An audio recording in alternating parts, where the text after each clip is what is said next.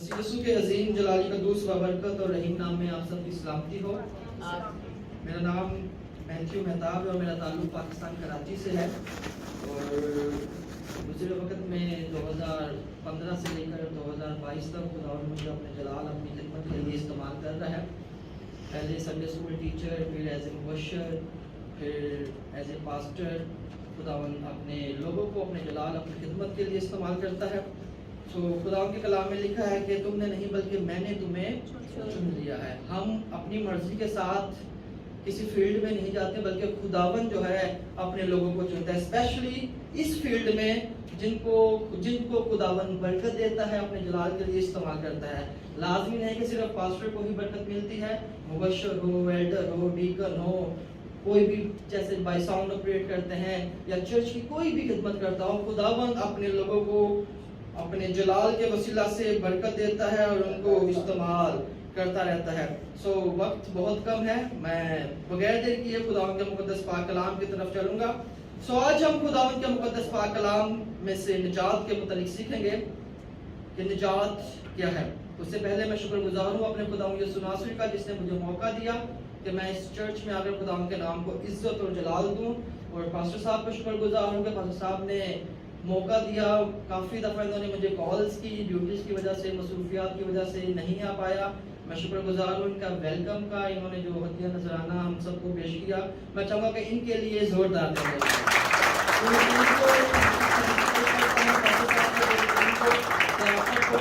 जलाल अपनी खिदमत के लिए ऐसे ही इस्तेमाल करते रहे। Next slide please. सो आज हम खुदावंद का मुकद्दस पाक कलाम में से निजात के मुतालिक सीखेंगे कि खुदा का मुकद्दस पाक कलाम निजात के मुतालिक हमें क्या सिखाता है। जो हमने तलावत पढ़ी है एफसीओ के नाम पौलुस रसूल का खत, उसका पहला बाब और उसकी 13वीं और 14वीं आयत की तलावत आप सब ने सुनी है। किस किस ने सुनी है? एफसीओ के नाम पौलुस रसूल का खत, उसका पहला बाब और उसकी 13वीं और 14वीं आयत की तलावत सब ने सुनी है। Praise the Lord, Hallelujah. So आज हम निजात के मुतालिक सीखने को हैं कि खुदा का मुकद्दस पाक कलाम निजात के मुतालिक हमें क्या सिखाता है। वर्ड निजात यानी सल्वेशन बाइबल मुकद्दस के अंदर 182 टाइम्स आया है और इसके मुतालिक जो आयात बाइबल मुकद्दस में मिलती हैं वो 458 टाइम्स बाइबल मुकद्दस में मिलती है कि निजात कैसे हासिल करनी है, किसके वसीला से हासिल करनी है, कैसे हम निजात को हासिल कर सकते हैं। सो हमने तलावत की है खुदावंद के मुकद्दस पाक कलाम में से और उसमें लिखा है कि उसी में तुम पर भी जब तुमने कलाम हक को सुना जो तुम्हारी निजात की खुशखबरी है और उस पर ईमान लाए पाक मौदा रूह की मोहर लगी, वही खुदा की मलकियती मखलसी के लिए हमारी मेरास का बेगाना है ताकि उसके जलाल की सताइश हो। निजात बेसिकली हर मज़ाहिब के अंदर पाई जाती है, ख्वाह वो मसीहत हो, ख्वाह वो हिंदुइज्म हो, ख्वाह वो सिखिज्म हो या हमारे पड़ोसी हो, हर मजहब के अंदर निजात का जो वर्ड है वो पाया जाता है। और हर मज़ाहिब के अंदर निजात अलग अलग तरीकों से पाई जाती है। कोई कुछ करके निजात को हासिल करते हैं और कोई कुछ करके निजात को हासिल करते हैं। अगर मैंने स्लाइड चेंज करनी हो तो आपको बोलना पड़ेगा, थोड़ा स्मॉल कर दीजिए। ओके फाइन, ठीक हो गया। सो निजात के लफ्ज़ी मायने जो हैं वो हम उसकी तरफ चलेंगे कि निजात का जो लफ्ज़ी मायने है वो क्या है, कि निजात है क्या। बाइबल मुकद्दस निजात के मुतालिक बेहद चीजें हमें बयान करती है, लेकिन निजात के जो लफ्ज़ी मायने हैं वो मखलसी के हैं, मखलसी के हैं, छुटकारा के हैं, रिहाई के हैं या आजादी के हैं। बाज़ औक़ात हम बीमारी में होते हैं, मुसीबत में होते हैं, परेशानी में होते हैं, जेल में होते हैं, ऐसी बदलू गिरफ्ता के आजादाना बंधन में फंसे होते हैं तो भी हम आजाद नहीं हो पाते। क्यों? क्योंकि हमें निजात की जरूरत होती है। वैसे ही निजात का जो लफ्ज़ी मायने आते हैं वो आजादी के हैं, रिहाई, मखलसी, छुटकारा। आप किसी बीमारी से छुटकारे को हासिल करते हैं, रिहाई हासिल करते हैं, इसको हम निजात कहते हैं। और निजात बाइबल मुकद्दस में है क्या? निजात सादिकों की रागनी है। कलाम मुकद्दस बयान करता है कि निजात सादिकों की रागनी है। ज़बूर 118 अगर हम उसकी 15वीं आयत खुदावंद के मुकद्दस पाक कलाम में से देखते हैं, वहां पर लिखा है कि निजात सादिकों की रागनी है। निजात एक इल्म है। अब निजात जिसको हम छुटकारा कहते हैं, रिहाई कहते हैं, زبور داؤد کہتا ہے زبور میں کہ نجات ایک علم ہے. زبور پہلا اور اس کی 17ویں آیت میں لکھا ہے کہ نجات 77 آیت میں لکھا ہے کہ نجات ایک علم ہے, نجات ایک راہ ہے.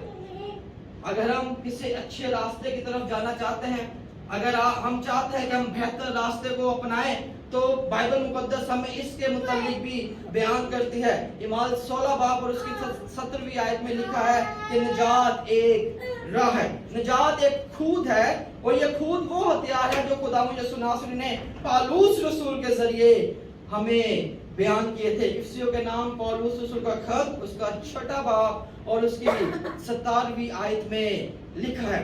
اور آخر میں نجات ایک میراث ہے. عبرانیوں کے نام پالوس رسول کا خط اس کا 1 باب اور اس کی 14ویں آیت میں لکھا ہے کہ نجات ایک میراث ہے. یہ میراث کیسے ہیں؟ ہم مسیح لوگ ہیں, ہمارے لیے میراث کیا ہے؟ بیپتسمہ. ہم مسیح ہیں, ہمارے لیے میراث بیپتسمہ ہے. اگر کوئی غیر مسیح مسیحیت میں آتا ہے تو ہم سب سے پہلے اس کو بیپتسمہ دیتے ہیں, بیپٹائز کرتے ہیں, اس بات کی نشاندہی کرتے ہیں کہ یہ مسیح ہو چکا ہے. ویسے ہی ہمارے ماں باپ نے ہمیں بپتسمہ دلوایا, ہم اپنے بچوں کا, اپنے بڑوں کا بپتسمہ دلواتے ہیں. کیوں؟ کیونکہ یہ ہمارے لیے ایک میراث ہے, اور جب میراث کی بات آ جاتی ہے تو نجات کے ساتھ اس کا تعلق ہونا شروع ہو جاتا ہے. پرانے عہد نامہ کے اندر نجات کیا تھی اور نئے عہد نامہ کے اندر نجات کیا ہے؟ پرانے عہد نامہ کے اندر نجات قید سے رہائی تھی, دشمنوں سے چھٹکارا تھا, دکھوں سے نجات تھی, غلامی سے نجات, اور کسی بیماری سے نجات تھی. پرانے عہد نامہ کے اندر نجات کے متعلق ایسے بیان کیا گیا ہے. اور اگر ہم نئے عہد نامہ کی بات کرتے ہیں تو نئے عہد نامہ کے اندر نجات کا کنسیپٹ ایک دم سے چینج کر دیا گیا ہے, ایک دم سے چینج کر دیا گیا ہے. بائبل مقدس میں لکھا ہے کیونکہ ابن آدم کھوئے ہوئے کو ڈھونڈنے اور کیا دینے آیا ہے؟ نجات دینے آیا ہے. ابن آدم کھوئے ہوئے کو ڈھونڈنے اور نجات دینے آیا ہے. پرانے عہد نامہ کے اندر جو نجات کا کنسیپٹ تھا وہ قید سے رہائی تھی. اگر کوئی قید سے رہائی کو حاصل کرتا تو وہ سمجھتا میں نے نجات کو حاصل کر لیا ہے. اگر کوئی دشمنوں سے چھٹکارے کو حاصل کرتا تو وہ سمجھتا میں نے نجات کو حاصل کر لیا ہے. اگر کوئی غلامی سے آزاد ہو جاتا تو وہ سمجھتا میں نے نجات کو حاصل کر لیا ہے. لیکن نئے عہد نامہ کے اندر نجات کا جو کنسیپٹ تھا وہ چینج ہو چکا ہے.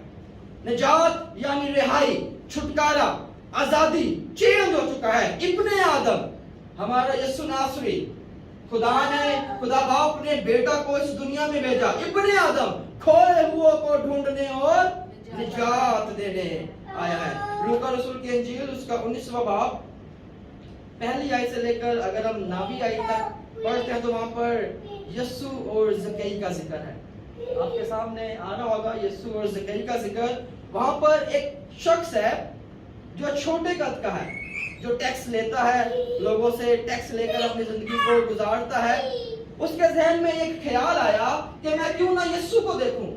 ان دنوں میں ایسا ہوتا تھا کہ یسوع المسیح جب بھی کہیں بھی جاتے تو بہت سارے معجزات ہوتے. جب یسوع یریحو کی طرف جا رہے تھے, وہاں سے نکل رہے تھے, تو وہاں پر ایک زکئی نام کا ایک شخص تھا جس کی ہائٹ بہت چھوٹی تھی اور اس کی تمنا تھی کہ میں یسوع ناصری کو دیکھوں. آج کل ہمارے ذہن میں, ہمارے خیالات میں بھی ایسا ہوتا ہے, کوئی اچھا پریچر, اچھا ہیلر, خدا کے بڑے خادم ہوتے ہیں تو ہماری کوشش ہوتی ہے کہ ہم ان سے جا کے ملیں, ان سے جا کے بات چیت کریں, ان سے دعا کروائیں, اپنے گھر کے مسئلے بتائیں.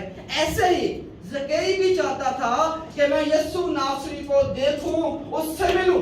قد چھوٹے ہونے کے ناطے وہ یسوع کو نہ دیکھ پاتا تھا کیونکہ یسوع کے ارد گرد بہت ساری بھیڑ جمع ہوتی تھی. اور اس نے سوچا کہ میں ایک درخت پر چڑھ جاتا ہوں, یسوع ناصری اسی راستے سے آ رہا ہے, ہو سکتا ہے کہ یسوع یہیں سے گزرے. وہ گلڑ کے ایک درخت پر چڑھ جاتا ہے اور یسوع کے آنے کا انتظار کرتا ہے. اب یسوع ناصری جو دلوں اور گردوں کو جانچنے والا خدا ہے, جب عوام کے ساتھ وہاں سے گزر رہے ہوتے ہیں تو یسوع ناصری زکئی کو کہتے ہیں, اے زکئی اوپر سے نیچے اتر آ, آج مجھے تیرے گھر میں جانا ضرور ہے. زکئی وہاں پر ہی دیکھ کر یسوع کو خوش ہو جاتا ہے, یسوع کو اپنے ساتھ لے کر اپنے گھر चला जाता है। आपको इस टॉपिक में मैं ज़कई और यीशु की स्टोरी में निजात की तरफ लेकर आऊंगा कि निजात हमने कैसे हासिल करनी है। जब वो यीशु उनके घर में, ज़कई के घर में पहुंच जाता है तो ज़कई बहुत खुश होता है। उसके पास बहुत सारी दौलत होती है, मासूल लेने वाला होता है, टैक्स लोगों से लेता है। वो यीशु को कहता है कि ए यीशु, मैंने जिससे लिया है उसको चुगना 4 गुना अदा करता हूँ और अपनी आधी दौलत गरीबों में बांट देता हूँ।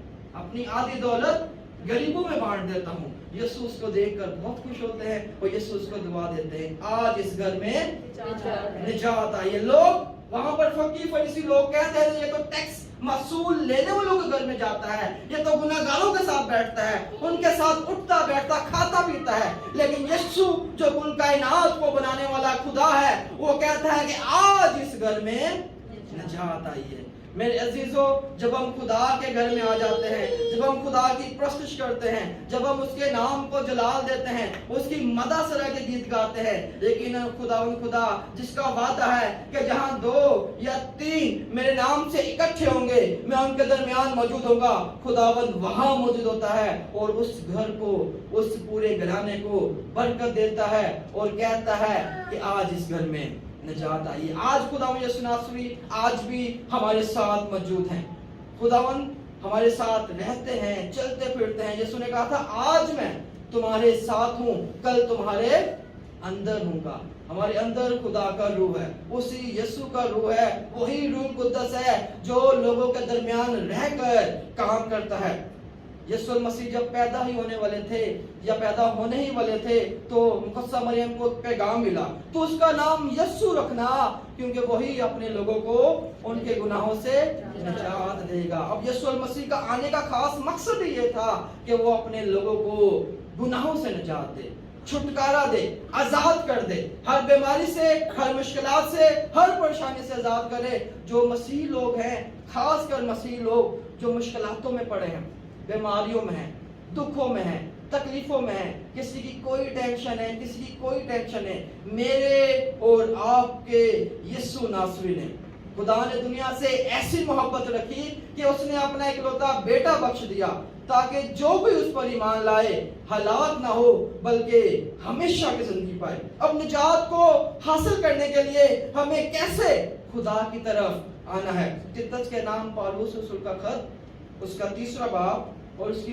4थी और 5वीं आयत में लिखा है, मगर हमारे मुनज्जी खुदा की मेहरबानी और इंसान के साथ उसकी उल्फत जाहिर हुई तो उसने हमको निजात दी, मगर रास्तबाजी के कामों के सबब से नहीं जो हमने खुद किए, बल्कि अपनी रहमत के मुताबिक नई पैदाइश के गुस्ल और रूह कुद्दस के हमें नया बनाने के वसीला से।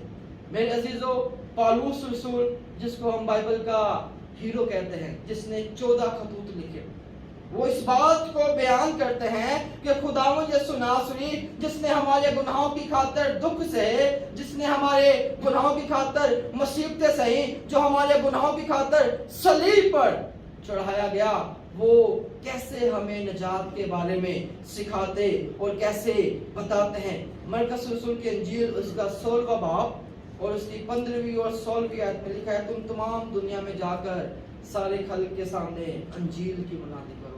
ये यीशु मसीह का हुक्म था शागिर्दों के लिए, आज के खादमीन के लिए, आपके लिए, मेरे लिए, हर एक मसीही शख्स के लिए जो बाइबल मुकद्दस को पढ़ते और उस पर अमल करते हैं। और यीशु मसीह का ये हुक्म था कि तुम तमाम दुनिया में जाकर, निजात के मुतालिक बात की जा रही है। इसका कॉन्सेप्ट, इसका जो कॉन्सेप्ट है वो निजात के साथ है। तुम तमाम दुनिया में जाकर सारी खलक के सामने, पूरी दुनिया में, पूरी दुनिया में, मैं सिर्फ ये समझता हूँ कि हमारे मसीहत के अंदर ही हम निजात से बहुत दूर हैं। मसीहत के अंदर बहुत सारे फिरके पाए जाते हैं, मैं उनके खिलाफ नहीं हूँ, लेकिन निजात से वो बहुत दूर हैं।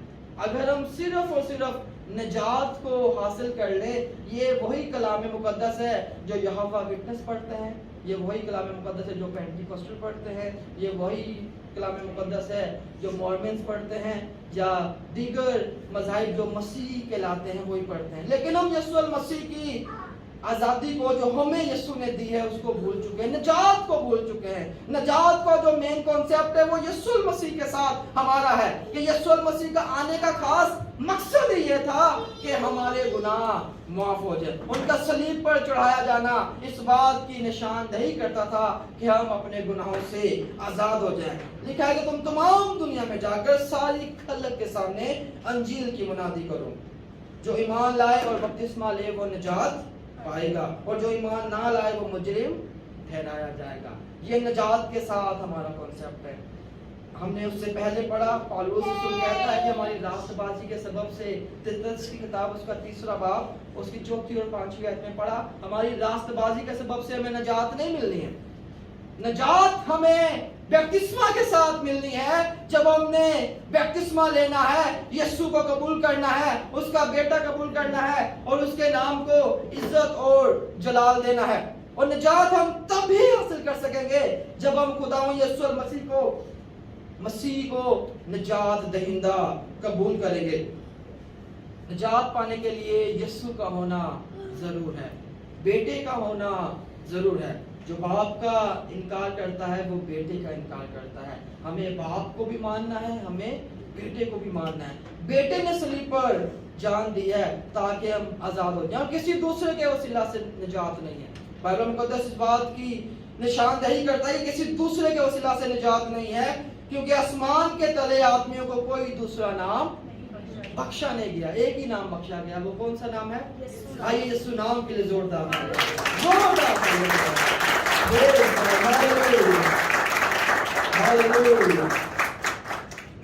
मुकद्दस इस बारे में बयान करती है, इमाल 16 बाब और उसकी 16वीं आयत। बाइबल मुकद्दस बताती है कि आज के दौर में निजात के मुतालिक कौन सिखाता है। पहले यीशु मसीह बता के गए, फिर यीशु के शागिर्दों ने बताया, अब कौन बता रहा है? जब यीशु मसीह के शागिर्द खिदमत करते निजात के मुतालिक सिखाते। जब पौलुस रसूल खिदमत करता तो वहां उसको एक लोंडी मिली जिसके अंदर गैबदान रूह थी। क्या रूह थी? गैबदान रूह। आने वाले वक्तों के बारे में बता दिया करती थी, अंदर की बातों को शैतानी इल्म के जरिए से बताती थी। और वो पौलुस रसूल के पीछे पीछे चलती रहती और वो कहती रहती कि ये खुदा के बंदे हैं, ये तुम्हें निजात देने आए हैं। एक गैबदान रूह जो हर चीज को जानती है लेकिन किसी को जिंदा नहीं कर सकती, किसी को मार नहीं सकती। वो गैबदान रूह जानती है कि ये खुदा के बंदे हैं और वो कहती थी कि अपने मालिकों को कमा कमा कर देती, और वो कहती है कि ये निजात देने के लिए आए हैं, ये खुदा के बंदे हैं जो निजात की राह बताते हैं, सीधी राह बताते हैं। निजात की राह सीधी राह है, वो बताते हैं। आज के दौर में खुदा के खादमी कलाम मुकद्दस पढ़कर कलीसिया को, लोगों को, खानदानों को सिखाते हैं और खुद भी सीखते हैं कि निजात कैसे हासिल करनी है। बाज़ औक़ात हम बपतिस्मा लेकर भूल जाते हैं कि हमने बपतिस्मा भी लिया है, गुनाहों की माफ़ी हो गई है।